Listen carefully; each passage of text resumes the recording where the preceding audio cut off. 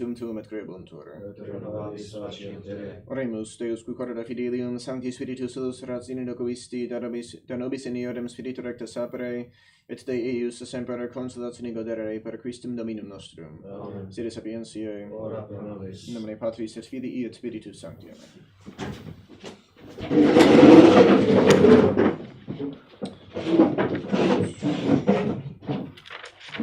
So at the end of last trimester, I believe we finished the pontificate of St. Siricius.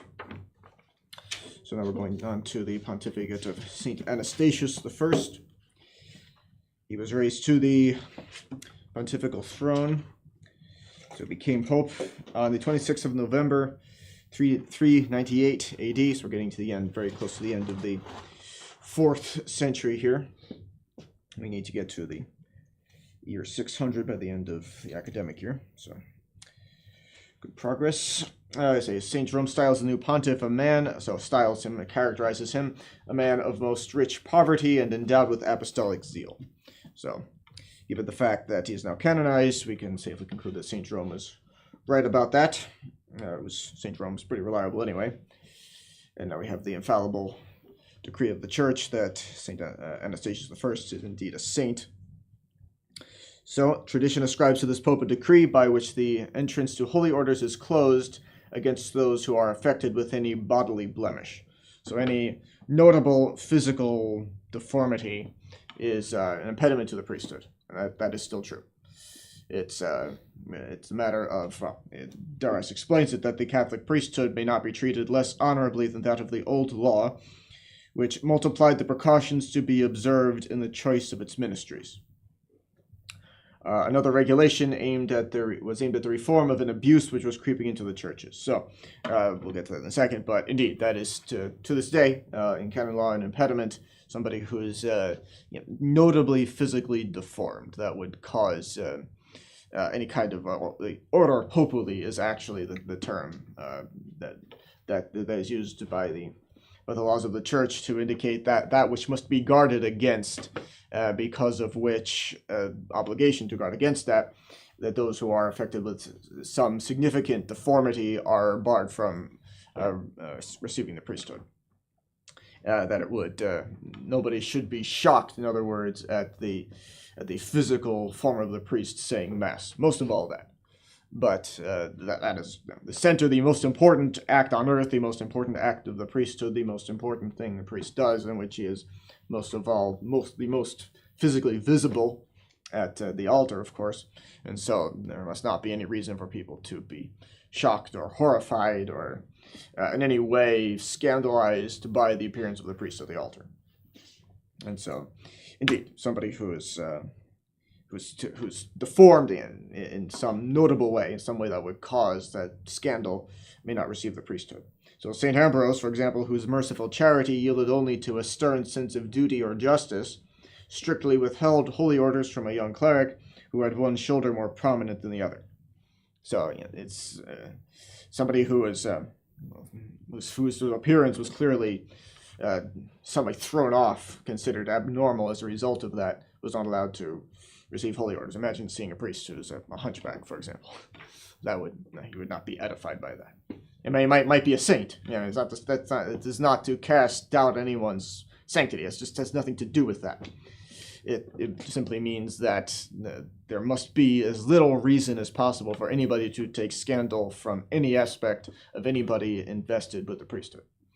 And that's that. You would not, for example, a king would not send as an ambassador to another kingdom somebody who is he might be somebody who's brilliant, but you would still not send a hunchback to be an ambassador to another nation. You're going to put your absolute best foot forward when it comes to representation of your nation. So, a fortiori, therefore, the church must put forward the absolute best foot in choosing who is to be ordained a priest and who is not. So it's a matter of the church's, the church's obligations towards the priesthood.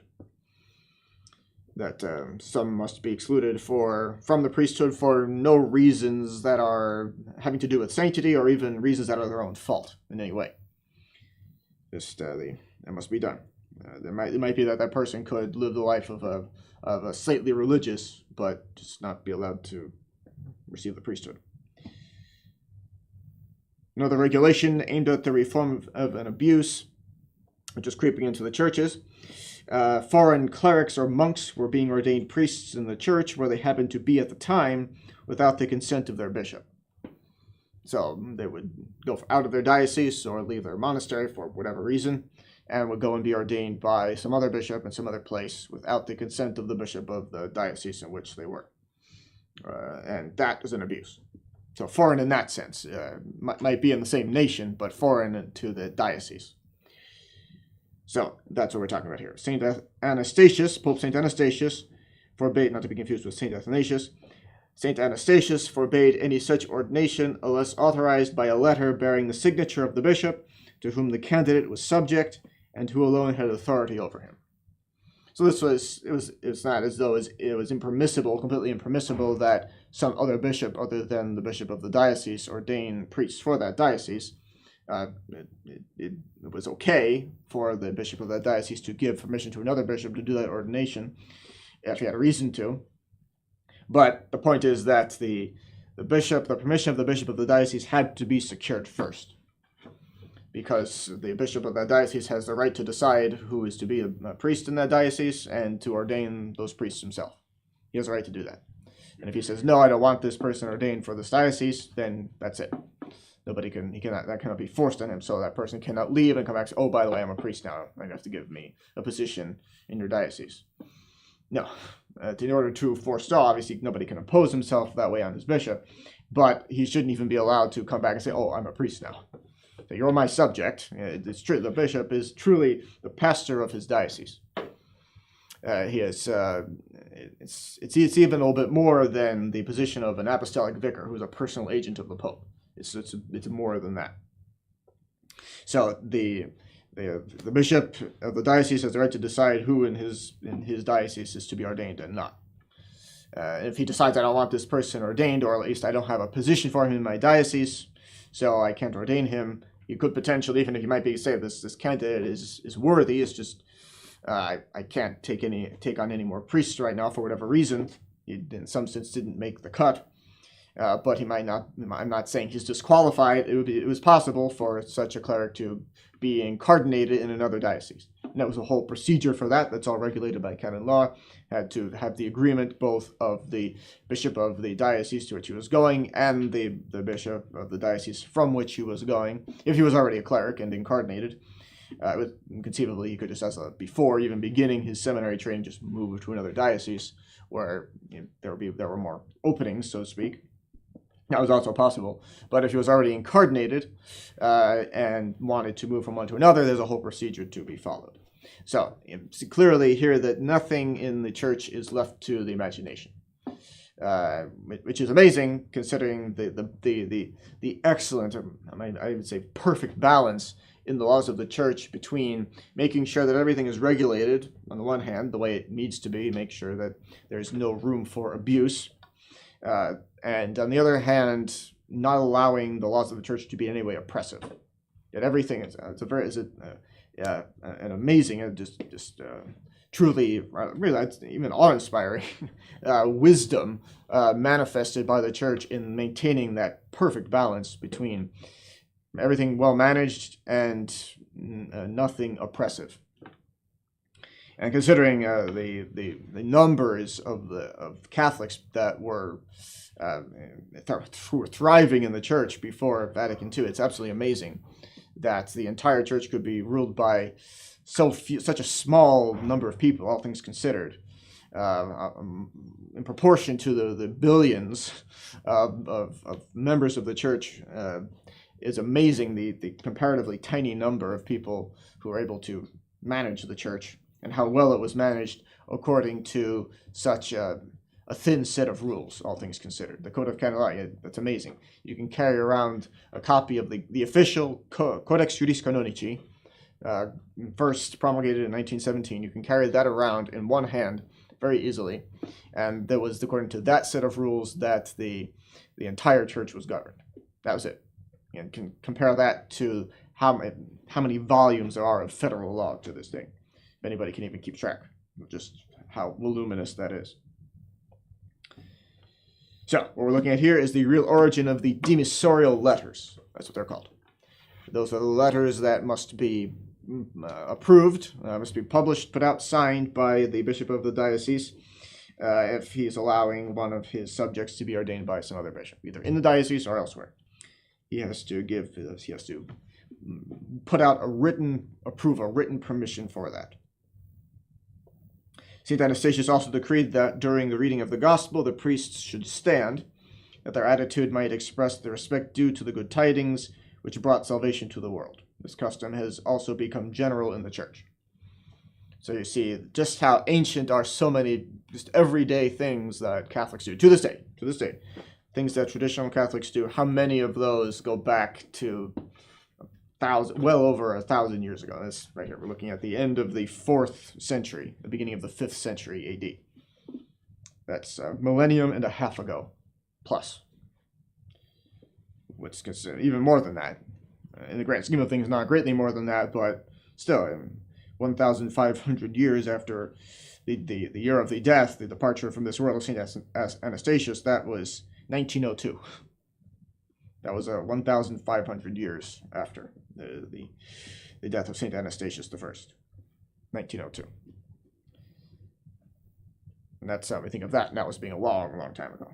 Not a soul left on earth that remembers that year. And that was a millennium and a half after this.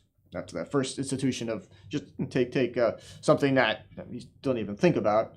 You know that you're in a place where people are still fairly new to things. If anybody needs to be, anyone needs to be instructed at the moment of the beginning of the recitation of the gospel to stand up. Sometimes that's necessary. Sometimes people are just new. But if you see that, you know so this person is clearly quite new, because everybody knows to do that. Stand when the celebrant approaches the gospel corner to begin the gospel. Everybody stands up. Anybody with any kind of instincts knows that immediately. And so, so people are new and need to be instructed to do that. But anybody who's been around for even just a few masses knows immediately to do that. And that custom originated at the end of the 4th century. You can trace its earliest origins back to that. Perhaps even earlier. It's just that St. Anastasius I made it law that priests must stand during recitation of the gospel. The celebrant of the mass, if nobody else. And any priests, it seems also priests in attendance at mass also must stand. So the origins of that can be treated in legislation. Usually legislation itself is just a manifestation of what was already being done. Sometimes, yes, legislation can bring about changes in customs and people's conduct, but more often than not, we can safely say, legislation is passed in order to tighten things up in some way, in order to make sure that people do what is actually expected of them, but for whatever reason they might not be doing, or to make sure everybody is doing the same thing, to ensure uniformity, etc. So this is a relatively short pontificate, not even quite 4 years, but in any case, the short pontificate of St. Anastasius carried on the work begun by St. Siricius of establishing a regular and uniform discipline throughout all the churches of the world.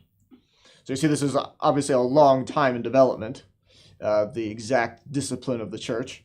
You see, we've seen that already, that this pope required this pope instituted that water should be blessed, for example, and placed at the doors of churches, that this pope enacted that the vessels used in the mass should be made of glass or crystal, something nice and decorative. And another pope decided, actually, that's not such a great idea because that can shatter. It should be made of this material instead, etc. You can see the changes in discipline. That's something that's constantly developing in the church, developing in a good sense, as is true of any society, any hierarchy that has a human element to it. There's going to be a certain development of such things, and we see these are concrete examples of that. So any society with a human element that is constantly improving, purely human societies can degrade, and there are certain upwards things can improve or worsen for the church according to certain aspects. And generally throughout the history of the church, so you can clearly see that discipline, there's a constant upward trend, you might say, in the quality and uniformity of discipline. It was always good, but it has in fact improved over time. So there are many, many examples of that. This is one of them. The Fifth Council of Carthage, 400 AD, had just succeeded in quieting the African church and was engaged with the error of the Manichaeans and of the Donatists, which still survived in that, it's called a country general region. The First Council of Toledo, 400 AD, brought together the bishops of all the Spanish provinces, who solemnly recognized and professed the faith of Nice, the Council of Nicaea. And notice how many decades by now the Arian crisis has been going on, or Arianism has been around anyway. Notice that it took until that time for anybody to call a council and solemnly, it was already, obviously the faith of Nicaea is the Catholic faith. But notice it took to the year 400 AD for anybody to deem it necessary to call a council and solemnly recognize and profess the faith of the Council of Nicaea, which remember was 325 AD. A good 75 years earlier. So we'll see there were problems in the West. The West was not perfect. There are everywhere in the 12 tiers are going to be some difficulties, but notice that yes, Arianism did spread in at least in some parts of the West, that there were barbarian tribes who were infected with it, but at a certain point that became the struggle was against barbarian tribes who were heretics rather than against the ones who were pagans. So it also, the Council of Toledo made the necessary regulations for the clerical life and for the dispositions relative to marriage, which it emphatically declared to be one and indissoluble, which characters were unknown to the Roman law. So you see, the Roman Empire is still, there's still a certain pagan hangover. We saw that the gladiatorial games took a long time to be suppressed. There were other pagan customs that just tend to hang around. Old habits really do die hard, even when the faith is exerting significant influence. Certain pagan habits can still, or evil habits rooted in paganism can still hang around for a long time. So this is the first monument of ecclesiastical history that furnishes this peculiarity. Oh, sorry, that of giving the title of Pope exclusively to the Vicar of Christ. So, virtue of the principle laid down by St. Siricius, the Council of Toledo gives to the Bishop of Rome only the Pope. That is to say, that the name actually that of Pope as a distinctive title. It was used more generally before then. So again, you see just how alien that would be to apply the title of Pope to anybody but the Vicar of Christ at this point. That's how deeply ingrained this particular enactment has become, and nobody needs to be reminded of the law that only referred to a true Vicar of Christ as Pope. That's something anybody needs to, that doesn't come as a surprise to anybody, that should be the case.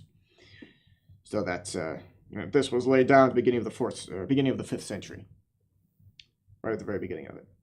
So, move on now to the pontificate of St. Innocent I, which lasted significantly longer than that of his immediate predecessor. It lasted from 402 AD to April 402 to March of 417. So the 5th century opens with the pontificate of St. Innocent I, who ascended the chair of St. Peter in 402. The decline of the Roman Empire in the West dates from this period. So the Roman Empire would not see the Western Roman Empire anyway, would not see the end of the 5th century. It came to an end very definitely in the 5th century. It was an empire rarely ends overnight. Sometimes that can happen. That some nation loses a huge battle and they lose their empire. Empires have died violent deaths for sure, but as is more often than not the case, the Roman Empire suffered a very long, gradual decline, decay, and ultimate dissolution. There was a moment at which you could say, okay, it was really over at that moment. But it was not something that just happened overnight. Now, for example, the empires that ended with the First World War, those ended overnight, pretty much. But there are, more often than not, empires die slow, painful deaths, rather than instant assassination, so to speak. So the decline of the Roman Empire in the West really dates from this period. So very definitely, I mean, you could argue that it was a long time in coming, and you could argue that the beginning of the end was the transfer of the capital by the Emperor Constantine from Rome to the city that he built up and named after himself. You could argue that. you could argue that it started then, that the Roman Empire began to lose its Romanness, so to speak. And that's where things really started to, so maybe just beginning, but the beginning of the unraveling of things. Arguably, yes. You could also argue that when the empire started to be ruled in parts, it started to be divided, that was a major blow. Potentially, you could argue that. But definitely everybody agrees, whatever your school of thought as to the beginning of the end, definitely the end was on its way. It was more than just the beginning of the end by the opening of the 5th century. Things are coming apart at this point. And it's the usual pattern of things that the Roman Empire was so powerful for so long and so prosperous for so long, and that the people of the empire became a little too comfortable, too attached to their comforts and pleasures, etc., that they lost all of the virtues that drove them to build up their empire to begin with.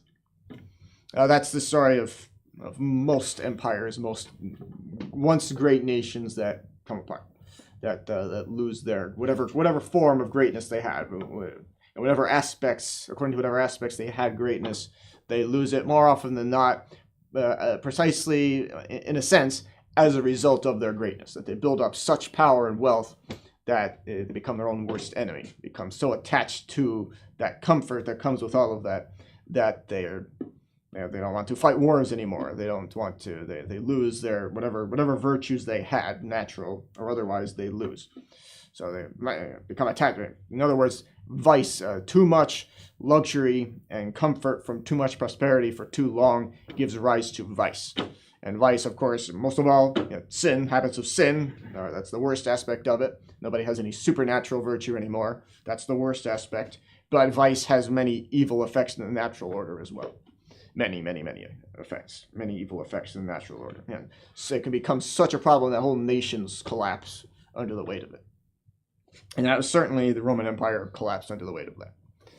That you look at the founding of Rome and how it built up its empire. They were farmers and engineers and soldiers who carved out a kingdom or carved out an empire for themselves. First a smaller one, then it just built up over time. But they were, at the end of the day, precisely that. They were farmers and soldiers and engineers. Very down-to-earth people who, when you look at what they ate, for example, clearly not too attached to pleasures. There was plenty of vice. There were a great many sins against chastity in ancient Rome, but as much of a problem as that was, it did not rob them of all of their natural virtues. That came later. So the Roman Empire is definitely on the back end of things, as they say, in the inscrutable designs of providence, always watchful over the church's destinies.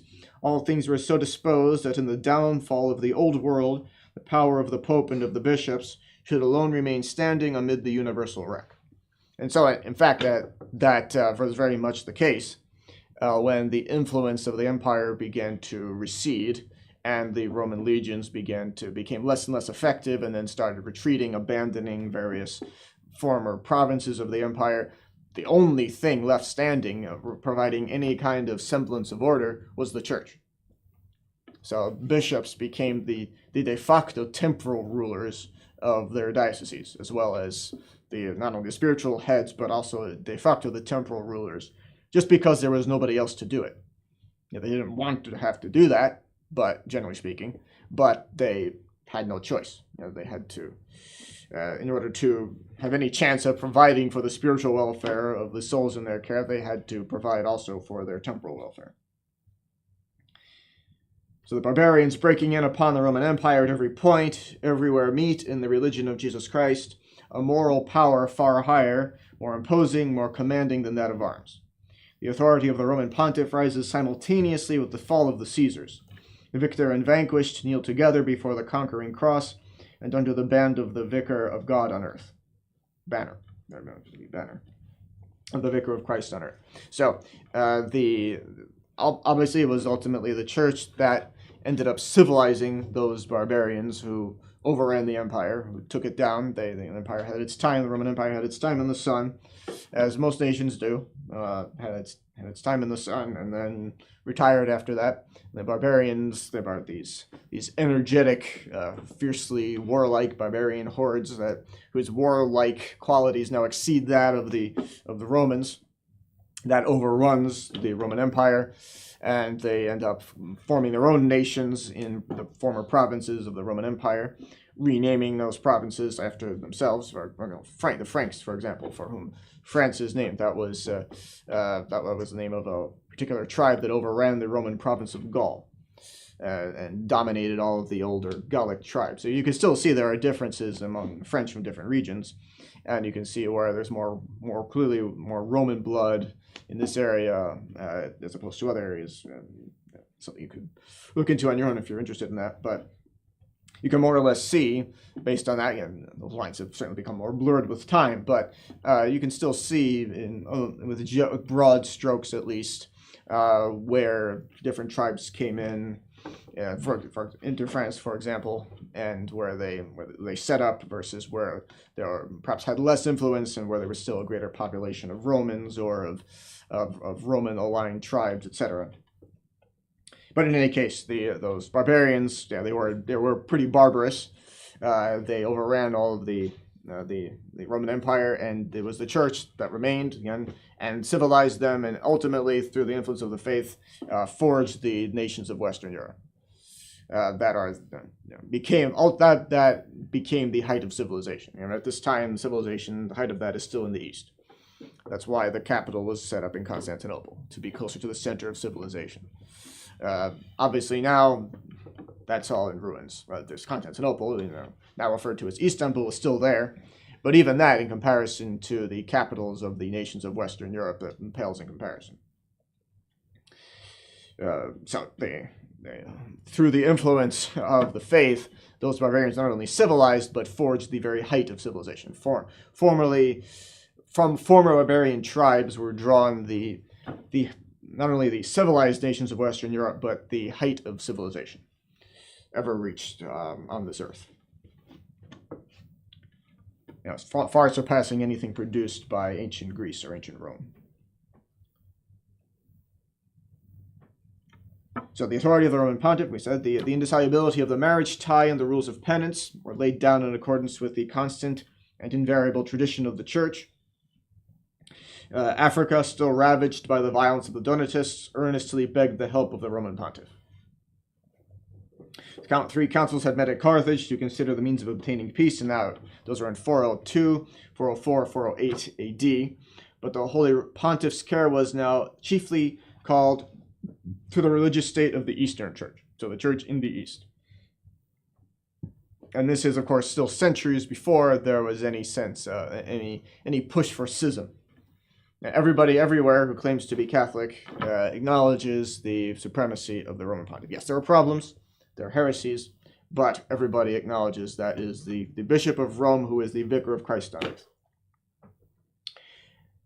So it's most of the Church in the East, the most eloquent and zealous bishop was St. John Chrysostom, who found himself accused, condemned, persecuted, and exiled in the episcopacy, but the one hand outstretched to save and not to strike was that of the successor of St. Peter. So yeah, St. John Chrysostom had all kinds of, to undergo all kinds of exile. The details of his life, Darius goes into all of that. We don't have the time to do that. But as the life of every saint, as with the life of every saint, it is very interesting to read, to study. The Pope had already honorably received and treated him when he came as the bearer of the propositions of Honorius. So as one of the rulers of the empire, one of the emperors Honorius. Not to be because of Pope Honorius.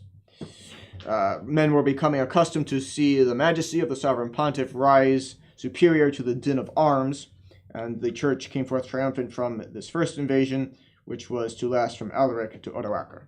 So these are names of different barbarian rulers, leaders, various tribes who marauded throughout the Roman Empire. These tribes were starting to run pretty freely throughout.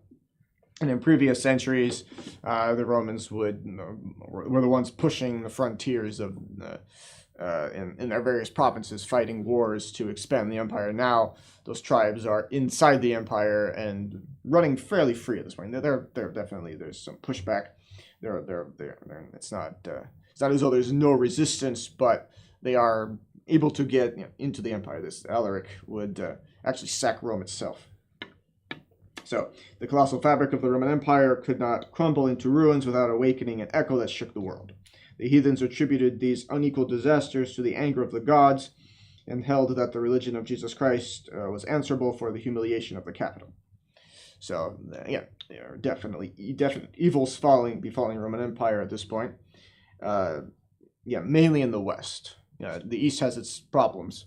The political crumbling is happening in the West. The Eastern Roman Empire would, of course, exist itself in some capacity, no more to say that there was any empire in the East at the fall of Constantinople in 1453 is generous, but it existed. The Eastern Roman Empire existed in some capacity well into the Middle Ages. It was a mess, largely a mess, but it was still there in some form. And that would actually come up again. In other words, it was the Eastern Empire emperors were not happy with the coronation of the Emperor Charlemagne. The idea was, there was always this idea, even throughout in the centuries following the final collapse of the Western Roman Empire, that we can bring this back somehow. This was a good thing to have this unifying political structure that could be a vehicle for the faith. Many other advantages as well, but the church was actually interested in a sense, rebuilding in some form the Roman Empire, and that, of course, gave rise to the Holy Roman Empire. The idea was that we'd like it if the Eastern Empire would take care of the Western portion of what they still claim as the Roman Empire, but they're doing nothing, so we'll have to do something for ourselves here. And that's what led to the coronation of Charlemagne, which the Eastern emperors were not happy about, but the idea was, you're doing nothing. You claim to rule these areas, but you're doing nothing, so we have to do something ourselves. So that's in the future. Again, that was not until the year 800 that Charlemagne was crowned, so that's centuries ahead of what we're looking at now and outside of even the scope of what we're going to cover this year. But in any case, St. Jerome wept over the Roman ruins and showed by his writings that the decline of the empire was due to the corrupt state of pagan morality and to the degrading influence produced upon character and courage by centuries of unbridled licentiousness and luxury, as we said before. So this is it was a phenomenon recognized at the time, that this is the downfall of the empire is due ultimately to the vice of its citizens. So St. Jerome, St. Augustine, or lamenting seeing the downfall of the empire, lamented its downfall. So St. Augustine himself was writing his immortal work, The City of God. And here he shows the kingdom of truth rising upon the ruin of empires and displays the plan of providence in the institution of the church and in its development throughout time. So this is, of course, was one of St. Augustine's writings. Dara says that this great work, which could have taken up an ordinary lifetime, was but an incident in that of St. Augustine. So, arguably, yes, it could have taken anybody else much longer to write the same thing. In any case, the Donatist controversy found the indefatigable champion ever in the gap. In other words, always taking a stand against error. So the Donatist heresy is still a problem. Those who hold that it's impossible for someone who certainly doesn't have the faith, perhaps also the even having the state of grace to confer a sacrament validly.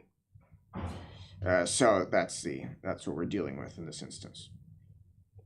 So at Carthage, St. Augustine, held with the leading spirits, the leading heads of the faction, a public conference over which Honorius had directed the tribune Marcellinus to preside. So you see still the involvement of the empire in the dealings of the church, which was, again, at the time considered perfectly normal, as in fact in itself perfectly normal, even if there's even if that would shock most people today to hear that. That's not only that ever happened, but that's in fact a normal thing. So St. Augustine spoke for the Catholic bishops. The conference lasted for 3 days, and the eloquent orator conclusively proved that there can be no just cause for leaving the church, obviously, that the true church could not have been confined until now to a single spot in Africa, and that the Donatists, by their very name, by the very fact of their breaking with the rest of the Catholic world, were already condemned. The discourse made a deep impression, but the words of the Holy Doctor were confirmed by an unparalleled example of disinterestedness, more powerful than all human eloquence. So at his desire, 286 Catholic bishops present offered to give up their seats to the Donatists if they would agree to return to the communion of the Church. And that is certainly extraordinary, given that in subsequent centuries, say at the time of the French Revolution and shortly thereafter, that's the revolution in a sense still ongoing, but in that general time, late 18th century, early 19th century, that a few bishops who had their dioceses taken from them went into schism as a result. The idea of the intention of the Pope who did that being simply to try to come up with a manageable situation, a tolerable situation for the church in France. Those few bishops went into schism over that. Yet, it's understandable they'd be upset, but nothing, of course, could ever justify schism. This is extraordinary that many bishops voluntarily willing to give up their sees if you just come back to the church. That is extraordinary. So the splendid self-denial enhanced by the evident obstinacy of the Donatist prelates brought back a number of heretics to the faith. From this time, the inveterate schism, which had desolated Africa since the days of Cecilian, was consigned to oblivion by public contempt. So, as most heresies do, it fizzled out after that. Most heresies, even when they're around for a long time, say Protestantism has been around in some form for a long time. Every individual Protestant sect is divided and subdivided, and because potentially every single member of one of those sects is his own little sect, depending on what ideas come into his head, whatever he's convinced the Holy Ghost is inspiring him to think. Potentially every single Protestant is his own little sect. So that's, it has disintegrated in that sense, fizzled out. There is no uniform Protestantism, obviously. And that's a term that they themselves actually reject. And they reject it because it was coined in reference to the fact that they were protesting the fact that in a particular agreement, that Catholics were allowed to be free to practice the Catholic faith in a particular area. That's what they were protesting. So the people who protest against the free practice of the Catholic faith. So they themselves would never use that. They would never refer to themselves as Protestants, even though it's a useful general term for heretics who are members of sects that sprang up in the wake of Martin Luther or who follow his train of thought. It's in some form. Lutherans, there are Lutherans. There's a Lutheran sect, divisions within the Lutheran sect, or I might look upon them as multiple sects, which follow him a little more closely. But when the operating system is one of rebellion and of rejection of anybody telling you anything, no one's going to tell me what to think, then it's no surprise that there's no uniformity. So the few remaining members of the lost faction made an effort to appeal from the decision of Marcellinus to Honorius. The emperor's only answer was an order to the governor of Carthage to treat the refractory Donatists as open rebels. So you see, once again, the fact that heresy leads directly to civil rebellion. Why would it not? The schism had hardly been crushed when a new heresy was planted in the soil of Africa by two natives of Great Britain, Pelagius and Celestius in English. But this is, of course, the name Pelagianism. And these two came from Great Britain. You wouldn't say that they were English. The nation of England was still a thing of the future, but they were Britons in some sense. Whatever Britons were at the time, that's what they were. That's where they were from. So see, the West is not completely free of errors, but notice also that we talk about the Arian crisis and all the problems that gave rise to, all of the woes that faithful Catholics suffered at the hands of Arians. You never hear about the Pelagian crisis or the evils inflicted upon the church by Pelagians. Of course, the very fact of inventing a heresy is a great evil in itself. It's just that you don't never hear about persecution of the church by Pelagians, because it didn't happen. It's really as simple as that. That in a sense, this was a heresy without heretics. Yes, everyone who professes heresy pertinaciously is a heretic, but those who adhered to this error didn't do the things that heretics tend to do. They did not enact any persecution of the church, did not mount any major persecution anyway, the way that many other heretics have done, and in some ways continue to do. So the subject of dispute was the fundamental dogma of grace, the basis of man's spiritual regeneration. So this is, here nowadays, we have everything laid out very clearly for us. You study the dogmatic theology course, De Gratia, it's all laid out for you. You study all of the conclusions very clearly reached, very carefully laid out, very precisely worded, very carefully and clearly explained by the best Thomistic authors whose works we can possibly acquire. And it's all very, in that sense, cut and dried. It's not easy. There are definitely some difficult spots in the De Gratia course. There are definitely some controversies that were never definitively settled by the church, and which continue to be, therefore, the object of study, but which continue to be, you could have take up different positions without deserving the censure of heresy, even if you definitely be right or wrong. There are different positions, both of which cannot be simultaneously correct, but which one is right and the other is wrong, but you could hold either one without being labeled a heretic. So that's also for the future, but here we do have already one of the occasions for the reaching more clearly of conclusions concerning grace. Pelagian heresy is one of those. So St. Augustine argued against Pelagius, so we're not going to go into all the details of the De Gratia course or all of the details of every position of St. Augustine. But he says, note that Jansenism has in our own time, of course, he's writing in the 19th century, but Jansenism, there's still an influence of Jansenism, there's no doubt of that.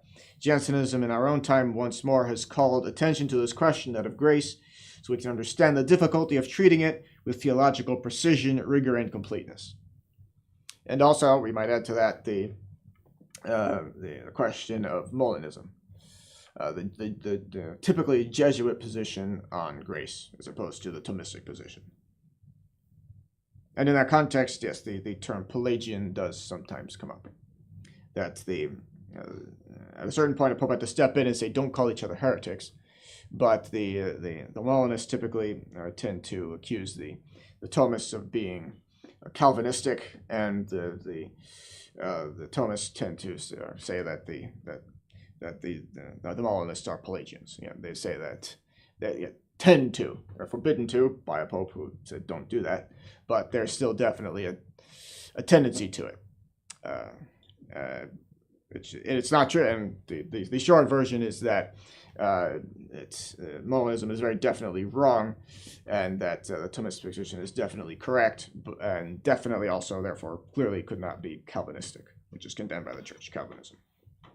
So we're not going to get into all of that, definitely. That's for other courses. You cover that in a couple of different courses, but it is something definitely that needs to, you need to have a clear grasp on all of that. A very good grasp on it. So in the year 406, Pelagius, who gave his name to the new heresy, left the monastery of Bangor in Wales and went to Rome. His subtle, captivating mind, skilled in the art of dissimulation and deceit, had been long rostering the germs of his system of the omnipotence of the human will. So this is Pelagianism. I'm going to explain at least briefly what Pelagianism is. He began openly to unfold it in a journey to Carthage with his friend and disciple Constantius. So In the book of his Confessions, begun in 397 AD, St. Augustine had said, Domine da nobis quod iubes et iube quod vis. So, O Lord, give to us that which you command, and command what you want. So, indicating there, so the point is, what St. Augustine's indicating there is that really we're entirely, we need grace in order to do anything good. So not in a Calvinistic sense, whereby Calvin had this idea of become robots that you're created either for heaven or for hell. And there was this horrible decree, as it's sometimes called, in Calvin's mind anyway, that some people are predestined to hell. That is not true. Or that grace makes us automatons, which is not true. So Pelagius attacked this proposition in an assembly of bishops. And it's true, you absolutely need grace to do anything supernaturally good. That does not rob us of free will. That is mysterious how it works, how actual grace and free will can be reconciled, but that's, we're going to touch on that in a bit here, but for the moment, Pelagius attacked the expression of St. Augustine in an assembly of bishops. The Bishop of Hippo, St. Augustine, took up the gauntlet thus thrown down and never laid it down again. The more he owed to grace, the more he felt bound to restore it. 20 years to restore, more he felt bound to restore to it. In other words, to act in the defense of the actual of the truth concerning divine grace. So 20 years he followed up Pelagianism and was able to console his last hour with the assurance that the heresy pierced by so many darts could not long survive him. And again, clearly it didn't. It still definitely as a major heresy, a very serious error, but it didn't spread too far and wide. The errors of Pelagius are summed up under three principal heads: original sin, free will, and the necessity and gratuitousness of grace. In fact, that the very term grace is related very closely to the adverb, so the Latin noun gratia, which in a theological context means grace, is very closely related to the adverb gratis, which means freely given. So talk about lending money gratis, for example. That means not requiring any interest in return. In that sense, lending it for free. It has to be paid back, but it's lent for free. There's no interest charged for the lending of the money, gratis. So when we talk about God granting grace, that is gratuitously given, gratis. He's not paying us a debt, in other words, in giving us grace. It's completely free on his part to give that to us. We can ask for it. Even now we have to be moved by grace to ask for grace, for further graces, or to pray for any grace, to even think about actually our eternal salvation at all. That requires grace. So if you're even thinking about what I have to do in order to retain eternal salvation, already being moved by grace. So the fundamental error of Pelagius was the denial that the sin of Adam and Eve has been transmitted to their posterity. In his system, the sin of our first parents could hurt no one but themselves, and if it had been prejudicial to their descendants, if it was not as a hereditary fault. In other words, okay, if this affects us in any way, in his mind of Pelagius, it's not that we inherited. That's what he thought. He said, okay, it's a bad example, perhaps. We have this example of our first parents who sinned, most of all of Adam who sinned, the head of the human race. So baptism is given to children, and he thought not to wash away an original sin, or an original stain, but to stamp upon them the character of the seal of adoption. Which it does. I mean, certainly the baptism does imprint the sacrament of baptism, as opposed to baptism of blood or baptism of desire, which are called baptism by analogy to the sacrament of baptism. Only the validly conferred sacrament of baptism imprints the mark on the soul. That is true. But it does most definitely wash away original sin in any soul that is still stained with it. Now, an adult can go to his baptism already washed free of original sin. That is possible, but not an infant. They cannot. There's nothing that can wash them free of original sin at all. So that's always been the teaching of the Church, and Pope Pius XII, most recently, was the one who stated that explicitly. I believe it was in his address to midwives, talking, in other words, women who are trained to assist mothers in giving birth, that it's important, effectively what he was saying, that you know how to baptize validly, because in the instance of a child not long surviving birth, you have to know what to do to baptize the child validly, because that is its only chance. If it dies long before reaching the use of reason, its only chance of eternal salvation is the sacrament of baptism. There is no other possibility. So that is that thing. Pius has always, of course, always been the teaching of the Church, but Pius XII did state that explicitly. So we'll continue with this next time.